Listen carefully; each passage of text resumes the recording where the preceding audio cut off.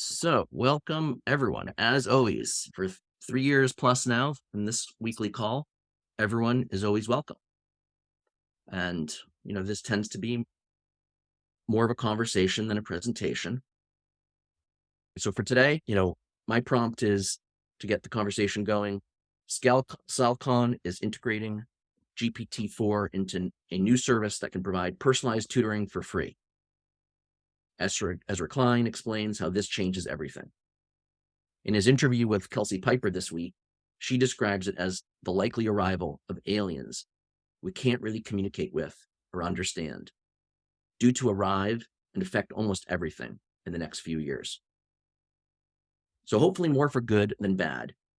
But if we can possibly create regulations that keep pace with the technology to avoid the shortfalls that we've all seen in social media and many of the other emergent technologies. Tara, so welcome. You want to start what your thoughts are and how you'd Sure. like to hear this group of folks? Yeah, thanks for having me. I am the director of digital learning for New York City schools, and this is a definitely a hot topic on our minds and in our work right now for sure. And I will just share that it's something that we want to embrace with fidelity and we really think it has the power to transform teaching and learning and also gives us an opportunity to effectively demonstrate how we teach digital tools in the classroom to educators and in the classroom for good, as well as to the community in NYC. So we're talking a lot about how to also educate families on it, demystify the use of emerging technologies like ChatGPT, and really get to the heart of what they can do versus what they can't. And so we are hopefully looking to embrace these technologies and do it with an ethical approach and integrity. I don't know if that answered your question, G. I'm running from another meeting, so I'm happy to talk more about it. Well, maybe just give one more kind of, from the front lines, there you are, in the chancellor's office, and they're Mhm. saying, we're banning ChatGPT from the network because, frauds, cheating, et cetera. And then people are saying, well, okay, we can't just ban it because that's not really going to work. So Right, where the hell do we go next, right? right. I think you know I don't know how unified. I don't know how many people partook in like the initial decision to not have it open. I think it was just the safest thing to do for the size of the city and the unknowns around the technology. But now it's really like, what's the risk of not embracing technology for our students who we want to be global citizens, who we want to participate on a global scale? And also, if we are not equitably teaching these technologies to all New York City students, it also drives inequity for students at home who might be accessing it, regardless of whether it's available on their school devices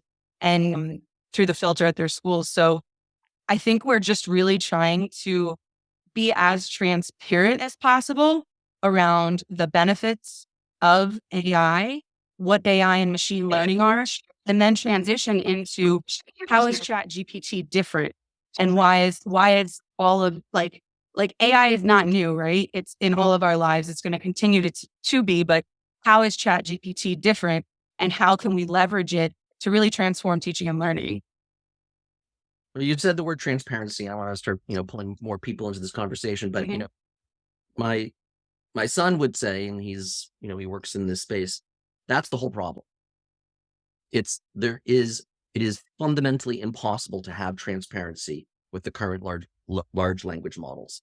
They are inherently black boxes that will not communicate to us how they make their predicted, outputs to our inputs. So this focusing on transparency, insisting, regulating, saying no AI could work in New York City unless it is transparent, unless it has what people call interpretability, right? It has to say why it did the thing that it did. It has to say why it gave, if it's going to do grading, it has to say why it gave an A and why it gave a B.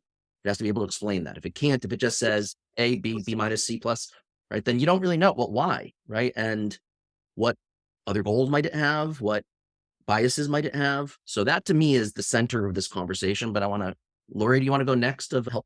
Yeah. Oh, you're muted there, Lori. I so appreciate Tara being here, because what a position to be in at this moment in time in the New York City School District. And I applaud you for being in that space, because I agree. I think right now, I love the way the article that you circulated used the word fire to describe AI. I think that's pretty much where we're at, where we have something that is both kind of infinitely powerful, but also infinitely dangerous. And on the bias equation, doesn't start out from a neutral position. So anybody who wants to enter in this conversation about ethics, really the place to start is with stochastic parrots. It was 4 researchers, seminal work put out way before the rest of us really knew what AI was. In fact, these models were never even called artificial intelligence when they were first developed. That's a colloquial word, but they're really predictive language models. And I think in terms of being able to teach our students, and frankly, all of us, how to use them ethically and effectively, it's really understanding what the technology is. So yes, there's no transparency into OpenAI's model, but we do know a lot about how the composition of large language models work, right? And it basically is like you predict the next word after the one that came before it. Then you can predict 2 words. Then you can predict 3 words. Then you can predict an infinite number of words. And that is what's happening. It's not thinking. It's not sentient. Those are all things that are phenomenological, right? That's what we see. And frankly, that's actually even what the Microsoft researchers see, right? They can only look at the outputs. But I think we do know, and I think it's important to kind of cabin what this is, not to say that it doesn't have huge potential. And I use this every day in my work, but I use it kind of understanding the risks every time I'm opening it up and knowing what tool I'm using. And I just want to clarify in case I didn't speak clearly. I'm not saying that OpenAI as an organization is not being transparent. I'm saying that the very essence of a large language model cannot reveal. I'm saying OpenAI is not transparent. I will add that onto your. Do you want to join in this? And I don't know whether, I know you have some information that you want to share also. So I'm happy to, again, think less presentation and more kind of communication of what should we all know about your effort to lead some. Yeah, so I think to jump straight in, I 100% agree. OpenAI is not being transparent. I'll join with you on that one. And I would disagree slightly in terms of the fact that LLMs are by definition black boxes. They do not have to be. So I think one of the things that we are very strongly arguing for in terms of the transparency aspect is the fact that we must demand that there is, for example, a minimum set that needs to be made available of the training data so that we can understand that that has been equitable and fair, that we understand that there aren't limitations that are being inherently put into some of these systems and things like that. So I think there is actually a way that we can demand transparency, but looking at the precedent that's currently being set and the arguments that are going behind that, we're in a level of dangerous territory. So I definitely want to look at that. And you asked me at the start about some of the different frameworks, and I think frameworks are great and they have their place, they're necessary, but what we're seeing right now is we need to look further, and we need to look further pretty fast. And I do have some slides. I will throw them up just so I can chat through some of them. To the point that was made just before, I think math has never been so sexy, right? Like I was at South by Southwest and someone's like, I got ChatGPT to reply in the tone of Matthew McConaughey. I'm like, cool. And they're like, and it's the same conversation around the plagiarism piece as well. It's math, it's context, it's making connections, nothing more. And so everything else that's sort of being put onto this, there is no thing behind this that is making it go think or go beyond that. It is only as good as where we are right now. And the other thing we have to be very clear of, especially when we're looking at education and looking sort of to the school districts and the way that things are being communicated at the moment, we've never been more a part of a product than we are right now. The only way these systems get better is by learning from us. So we are the product moving forward, and that has massive consequences also, and not least in terms of sort of data privacy and data protection. Yeah, the landscape's big. So everyone's talking about ChatGPT. It's based on, well, we had GPT-3, now we have GPT-4 that has decided to go black box, which is fantastic. And I think we definitely need to argue around that. In terms of how these things are trained, I think a lot of us understand that. But in case you don't, we have a really nice graphic there about what happens. It is just sort of underscoring the fact that these systems are just really, really good at connecting the dots between different words, between different contexts, between different settings, and at times being able to bridge other contexts and other settings and get corrected in their use of those, which then becomes sort of verified uses that they can then produce as an answer. Why is policy so important? As we started looking into some of the issues around this, we saw sort of 4 really key areas that were going to be undermining the equality and the equity within the education system. These would be systems that are specifically designed to limit access. And so I had a really great tweet there, but it's any group that has enough cash and enough funding that specifically wants certain information unlearned. And this is a possibility if we don't have to provide any transparency in terms of what has been training these models, what they've been learning on, what they've been given to learn from, what the connections that they've been told are true or false. We have a distinct possibility that in certain governments, in certain environments, we will have systems that are specifically told to forget certain things like wars, like any kind of people that had injustices done to them. And I think this is a really key issue that we need to look at. There's also an issue in terms of what's being trained and the nuances of thought and the nuances of speech and how they're being then justified within the education context. A lot of the language models at the moment are obviously needing to be trained on extremely large data sets. And the way that they do that is looking at sort of what the key large groups are. English, we've got Chinese, we've got sort of the key leading groups which provide enough data for them to train on. And the really small languages or the hundreds of indigenous languages that are out there, there's not going to be the data necessary. There won't be the types of ways that they can express themselves. And we also run the risk then of really limiting certain cultural groups in the way that they can express themselves within some of these educational systems, or the recognition of the way that they express themselves are understood. And then there's also Systemi, apparently, designed for specific learners. And in that case as well, it's going to the point that we need to have the data sets that are available to train these systems so that they're not just specifically going to sort of the high achievers or any kind of limitation on learning for specific learners. And then there's systems that can be influenced. And so at the moment, there's a very real possibility. It's also one of the reasons why Bing has limited the number of prompts that you're allowed to give their systems, among other things. But there is the possibility of of influencing what these systems can do. So what we've been doing is looking to prevent. I just want to, if you were to, focus you've got Tara here. She is literally leads the largest school district in America on this topic. So she and the people around her are going to make decisions about 1 million kids a year and 100,000 teachers. So what do you offer her as a set of specific recommendations about something that an enterprise very influential, very large can do? So now what should she be doing that she's not doing? Yeah. So I'm so sorry because I don't want to call you out as well. There's it's not only what you should be doing, right? It's a whole thing of things you need to understand as well. And so I think there's different areas that we need to be focusing on. We've got the large language models like GPT, but then you've got all the applications that are built on them like ChatGPT, right? And we're dealing with all of the applications at that level.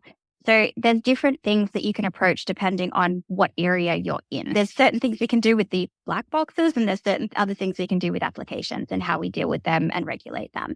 But more to the point, and I will try and get out of that for a sec. One thing that we've been looking at very strongly, I will just quickly skip to this. We've been looking at a lot of different policy in terms of all the frameworks. So there's a ton of frameworks. They all do different things. Great. But when we're looking at policy development, this is sort of where we're at. If we can make recommendations about what to do, we're currently in the situation where we're defining things, right? So we can define certain things that we can provide certain recommendations, but until we're at a stage where they can be enforced, we're a long way out. And if we look at history, it can take a long time to get there, and we don't have that time. And so I think one of the big things we need to do is work really fast on these iteration processes and align them very strongly with existing practices so that we have the possibility to sort of expedite these situations.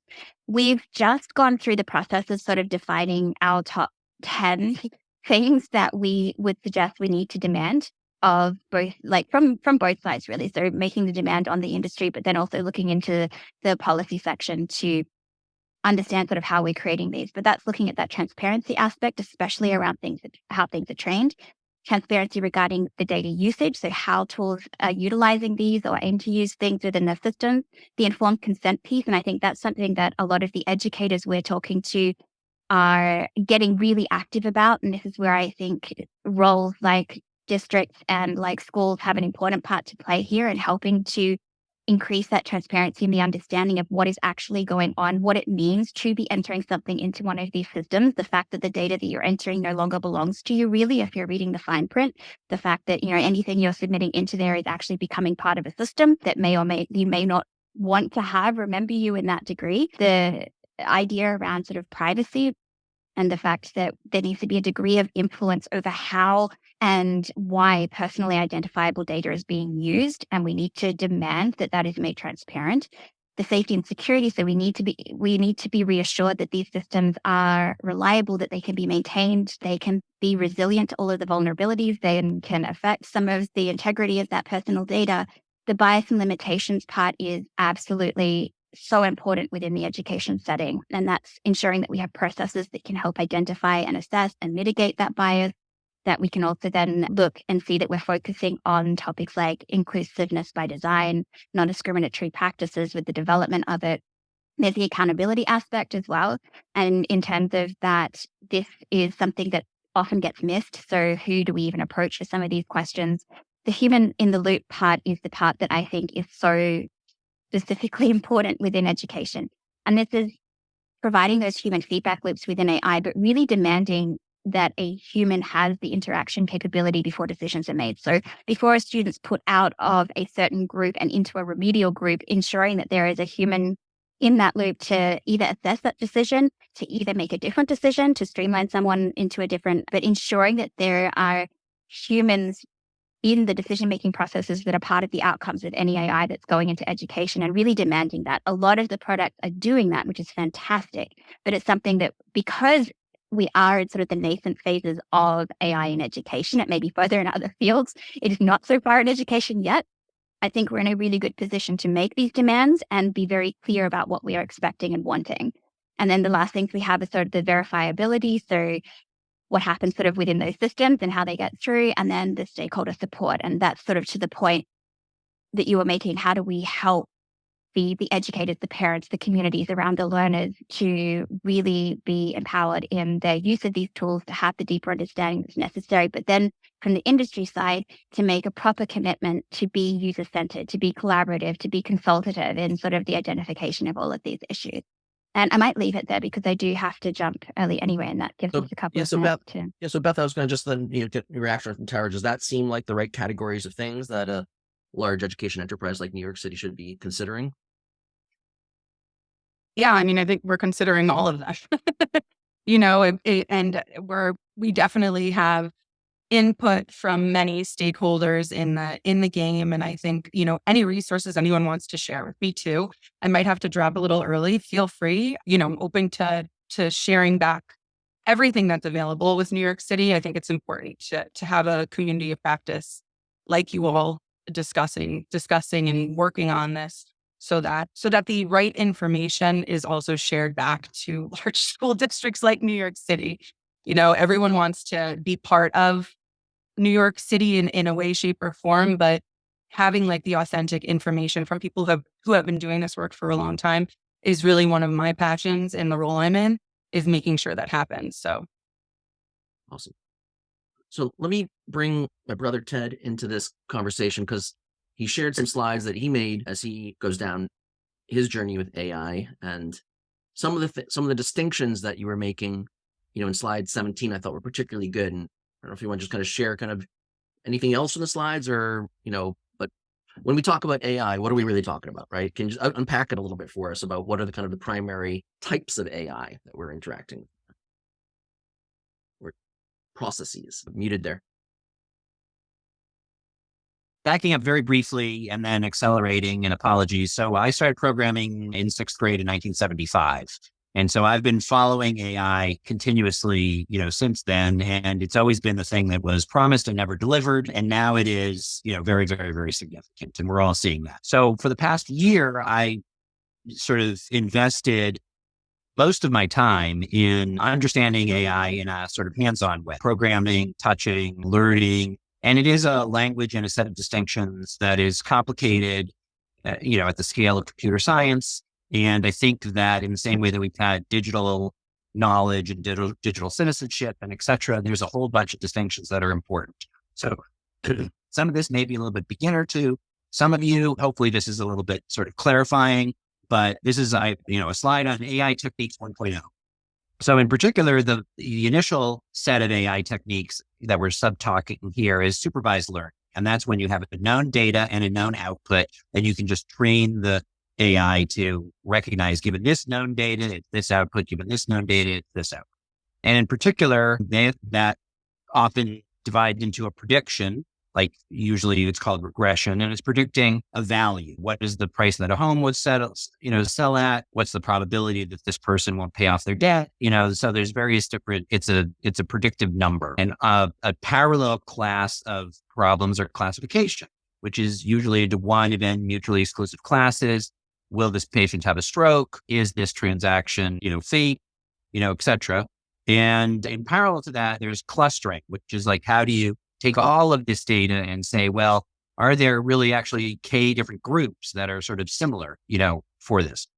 Reinforcement learning is a whole nother topic on AI where you give it a goal and it just continuously strives to accomplish this thing. And one of the things that's kind of amazing is like the hot topic, and mostly what we're talking about is large language models.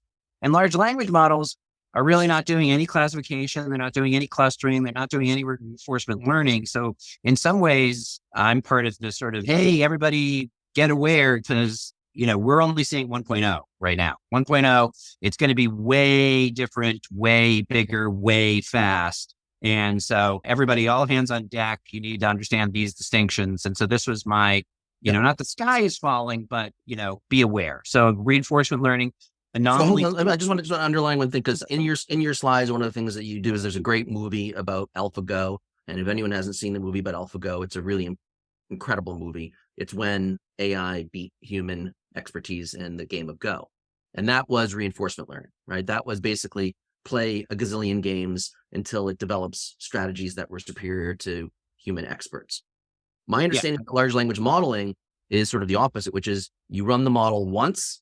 Basically, you then tune it after, and then it doesn't, I don't think that, someone correct me, ChatGPT, GPT-4 is not learning anything more particularly in its model. Yeah, that's mostly true. I mean, actually, probably what's true is it's being trained for engagement, and it just wants to be used by people. And so when somebody hangs up on it, it's like, oh, I guess I wish I should have complimented their hair, or something like that. So nice hair,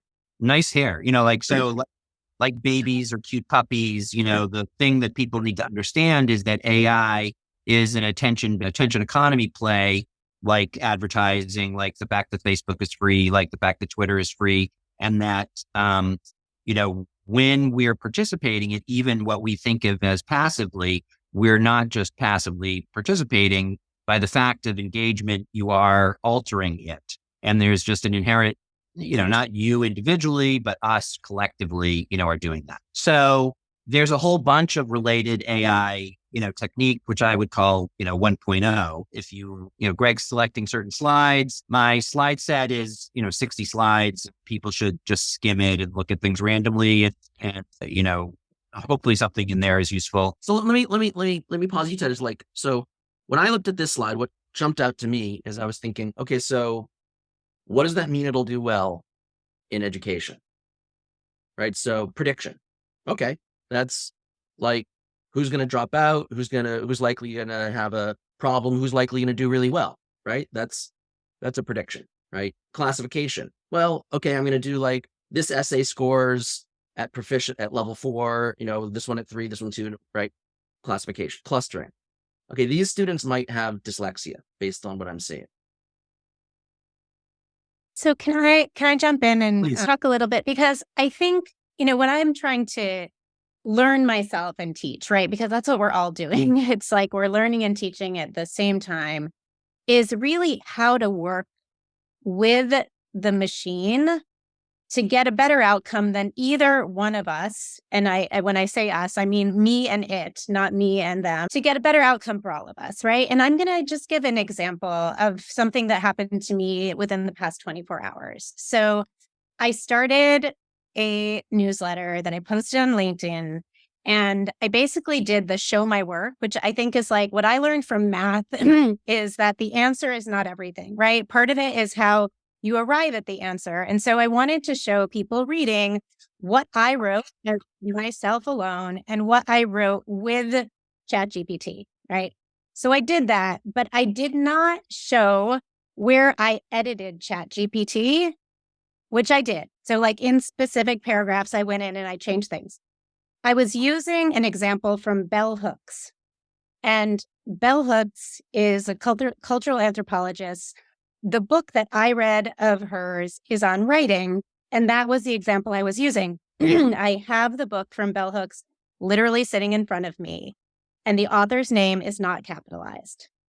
But when I saw that ChatGPT returned it back to me uncapitalized, my own human bias fixed it. At which point, one of my professor friends pointed out to me that Bell Hooks actually intentionally writes her name without capitalization for an intended purpose, right? So that they put themselves in a more subjective instead of objective position. ChatGPT was right. I was wrong, right? We are both biased. And when the person who spoke earlier talked about aliens, right? It was that I actually see this as ghosts, not aliens, right? We're working with what's been in our past, right? Kind of recovering from our past. We're not talking about something coming from the future or from another world. Like this is just us. We're just seeing us. So I think it's really about kind of a back and forth, right? And I talk about using 6 thinking hats, which is like an Edward de Bono term. If you haven't read the book, it's just, I think, a phenomenal way of thinking about a diversity of thought, both like in the groups that you put together to think through problems. And also I kind of use that in my own head to argue with myself. But if you just think of this tool as one of those voices, right? Unreliable, but sometimes like has some wisdom, right? Sometimes has some facts, but you kind of have to balance it out with all of the other tools you have in your toolkit.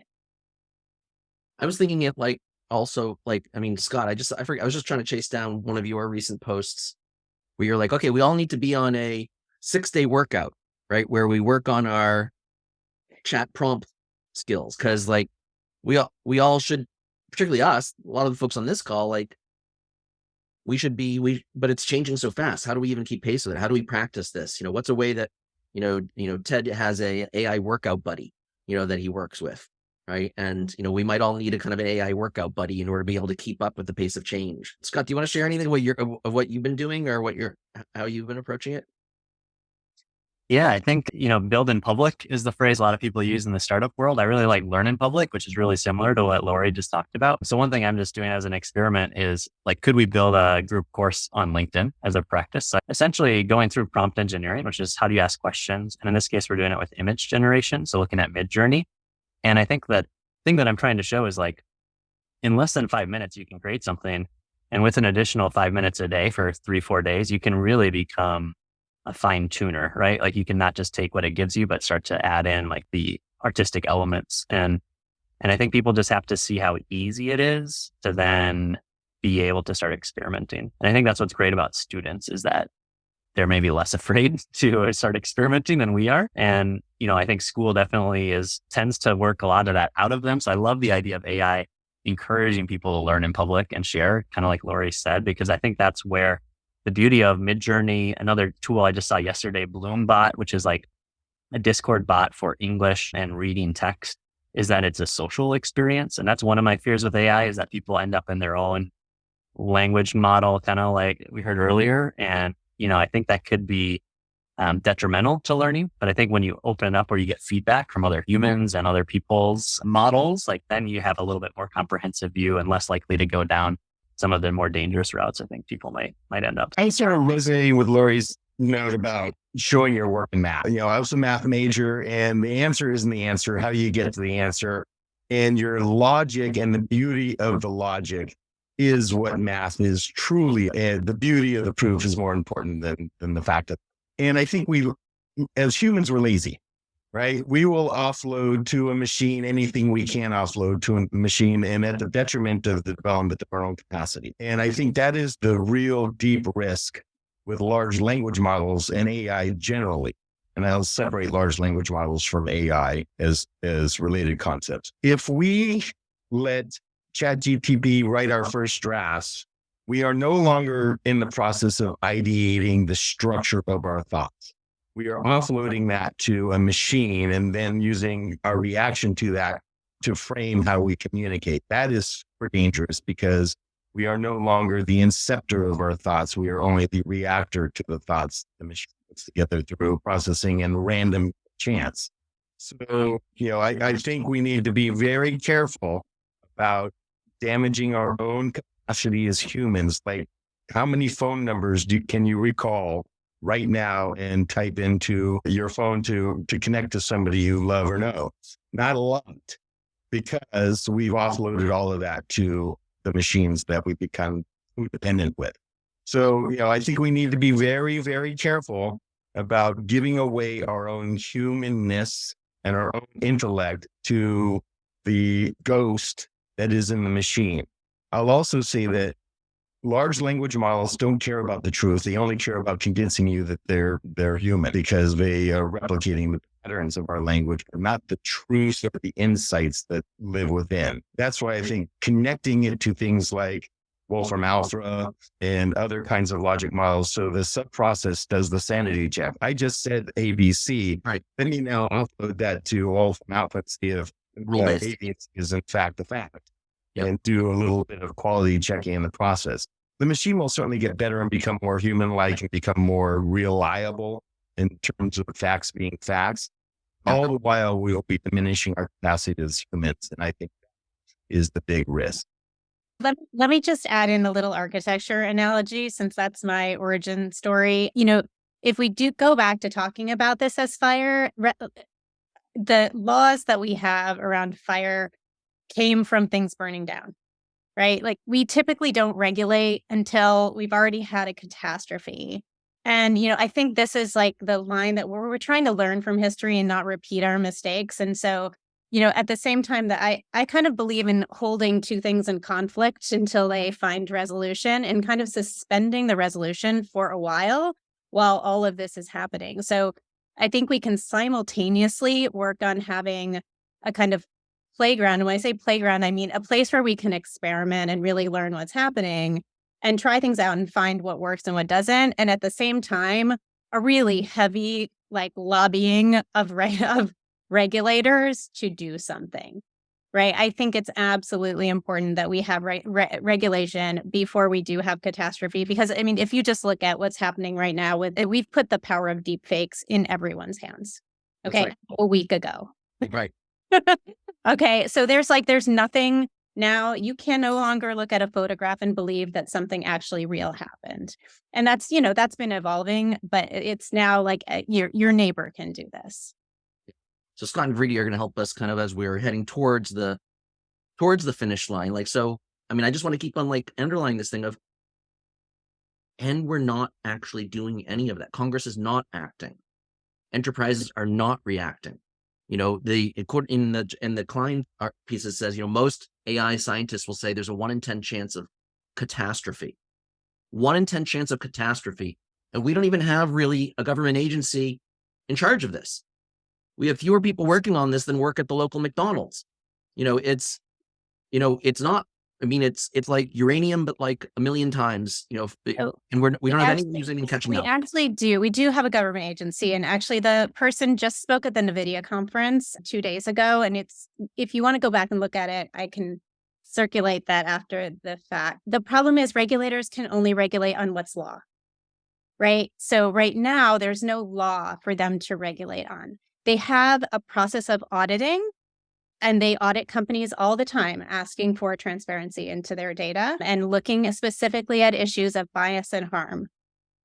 But we don't have a law right now that relates to these models.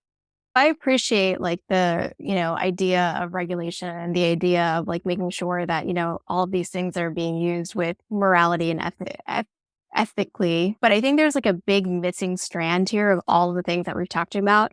Like we're all talking about the tools that exist. We're talking about the technology. We're talking about how to use these tools. Scott's doing these challenges, which are really amazing. Lori's teaching about AI. That's great, right? But the thing that we're actually missing here is like the fundamental principles about how and why AI exists and how it will continue to evolve. And I think we experienced this during Web3 also. So we talk so much about Bitcoin, about blockchain, about all that. And we talked about using those technologies, but we never talked about, why these technologies are so important to the sort of like evolution of the world and how new technologies are going to continue emerging in addition to these that are going to continue evolving those concepts. And I think that like we've sort of talked about them, but we don't like teach these things to students and to educators, right? So how do we teach students and educators about the fundamentals about why AI exists, how it exists, how it's going to evolve, so that when the new ChatGPT comes along or when a new technology comes along, which it will, there are going to be new apps that come up, there's going to be something better than Midjourney. There's going to be something better that exists. How do students then react to that and adapt to that really quickly rather than, as you said, Greg, before, trying to keep up with just how fast this particular technology evolves? Scott? I just think I'm an optimist of that. I do think this can actually make us more human. So I think that's the take I see is like, you think about the classroom and a teacher, how much time is spent creating the lesson plans, doing these administrative tasks. And like, if we can get straight into the discussion points or we can have people getting details that then I as a teacher can easily find what things they're into, like I just think there's so much potential where the teachers can spend more time on the interpersonal rather than on the didactic. And that takes training for the teachers, but I think that could be a real unlock. And you think about all the things that are thrown on teachers that aren't teaching now, and could some of those be offloaded, right? Like is some of the issues, talking about home issues, social emotional learning, like are there pieces where we have, tutors helping people who are behind so the teachers can focus on discussion? I mean, I just think there's a huge upside. So I know I just want to throw that piece in because I'm always an optimist. Yeah. And I'm with you, Scott, there. And that's one of the reasons why we can't expect all of the technology that is continuing to evolve to be regulated, right? Like how much are people going to regulate? And if you regulate, then are you also inhibiting innovation and the type of things that Scott's talking about? Well, and I don't think you have to wait for regulation to happen to use it and to start teaching, right? I think that's my point is like, let's do both at the same time. And I actually think, Rachie, through our experience with the students that we taught in the boot camp, particularly high school students are already really savvy at kind of understanding how to work with technology, right? They have been students of the internet forever. So they already know that they need to look for multiple sources. They already know they can't trust information. I was really surprised at actually they picked up on hallucinations of the bot before I did. And they kind of called it, right? So I think I would say for high school students and up, I actually don't have any worries about just presenting them the world as it is. And then let's give them the tools to process that. For students younger than that, I'm not sure. That's not my expertise. And I really would look to other people to weigh in on like how much protection is needed. Dale, do you want to jump in? Yeah, just briefly, I both because of the comments in the chat and on the screen here. I think one of the things from across the entire ecosystem that, government regulation isn't the answer, but these tools are out there and can provide positives, but there is no trust because of all of the things we're talking about, right? And that's one of the reasons the EdSafe AI Alliance is about establishing some benchmarks that people could point to understand these tools better, but it has to be from people across the entire ecosystem. We were on with, folks like UNESCO and the Broadband Commission, the Data for Learning Working Group, which is trying to advise on policy. But there's so much of it that it's really hard. We need an AI tool to help us with that. But I think that this kind of conversation is exactly the conversations we need to be having to say, we want to advocate for understanding these tools to create trust so that we have efficacy in them and that I as a parent or I as a teacher can know what I'm using. to some degree. I am never going to know the algorithm or need to know the algorithm, but I need to know what it is doing and what it is not doing. And that's where we need to be able to get to, because innovation and technology should outpace policy, but the policy regulators will come in and slash it or stop it in any way because they are uninformed and think they're doing really good things, right? And the Taras of the world are trying to do just that. They're trying to do really good things and protect and deliver equitable education, which these tools can enable, but they can't do it unless there's trust and understanding of the marketplace and how I build those tools, how I can sell those tools, and what they're doing with the data for lifelong learners, not just in the K through 12 space. And I'll stop there. I actually have to jump in a minute or so myself, but our links in the chat for the EdSafe AI Alliance, we'd love to have people involved. Well, SalCon, I started the whole thing off with talking about SalCon. You can go to the top of the thing. The power of having a free personalized tutor for every kid on the planet, right? Someone, who can be by their side and help with motivation, with just the right behavioral motivation. Yeah. I think this is game changing, and I haven't tried it out yet. So I'm speaking with a bit of ignorance, but the idea that you can scale learning and that you can personalize learning, I think that's where this is going, right? And really, it's just impossible. I know people who are doing this in the classroom, and to teach the variety of learning styles, learning abilities, prior experience, right? I can't even imagine. And I lost at least 3 students in our last class because I couldn't do it. So I think this is a really amazing opportunity. And that's what I'm excited about personally, is like the ability to give us the chance to improve how we teach.